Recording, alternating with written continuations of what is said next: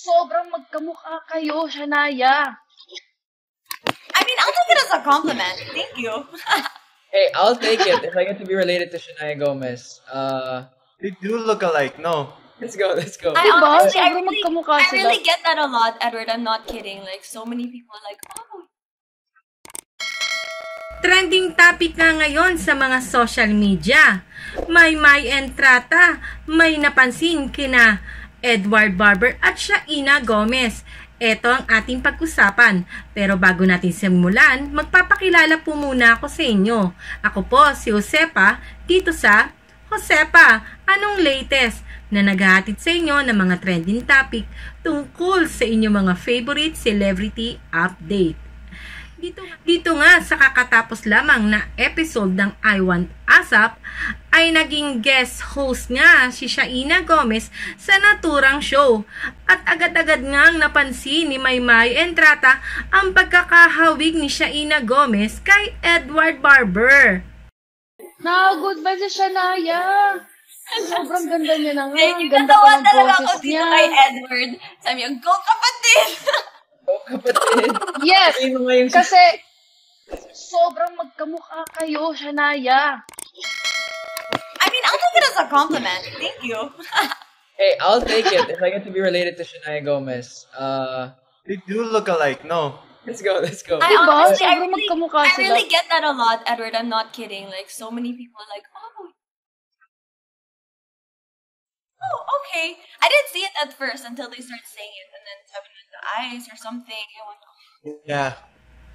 At shinare pa ni Maymay Entrata na sa una pa lang nilang pagkikita ni Shaina ay sinabi niya na agad ito kay Shaina. Na agad namang sinang-ayunan ni Shaina Gomez dahil karamihan nga raw ng kanyang mga kaibigan at mga kakilala ay ito rin ang napansin sa kanila ni Edward Barber. At dagdag pa ni Shaina, marahil ay dahil daw ito sa kanilang mga mata ni Edward Barber na sinang-ayunan naman ni Darren Espanto. The eyes or something. Yeah. Lalo na sa personal, yung nagkita tayo, di ba yun agad yung sinabi ko? Shanaya, kamukha mo sa Edward. Yun talaga agad. Alright, but we have to say, Shania, congratulations dahil part ka ng Barricada, of course, one of the latest editions of He's Into Her Season 2. At Yay! alam natin lahat na napaka-successful talaga ang He's Into Her. So how does it feel? You're not just part of the legacy and the family of I Want ASAP. You're part of He's Into Her as well. So it was so crazy. Like, because before season 1, I was just a host in the Mercada hangout. Just like the after the week. And then we always used to joke around being like, oh, one day I'll be on the actual show. I'll be so He's Into Her. And like, now that I'm actually in it, grabe talaga. It's such an amazing experience. And the relationships that we make in the Loft It is like super fun, super amazing. Yee! Oo, kita-kita na namin sa mata mo eh. Sobrang happy mo nga. O, tsaka ang blooming mo na. Uy! Blooming! Thank you, Ate. Well, kung pa ako pipiliin, gusto ko magchika-chika pa tayo, Shanaya, kasi ang dami kong tanong sa iyo. Pero, tutuloy natin ang kwentuhan natin kay Shanaya po mamaya. Dahil siya din po makasama natin sa DG Fun Meet. But, wait! There's more. Hindi mga comment. Uy, yung mga fans mo, bakit naman po alis na si Shanaya? Nabuang sila.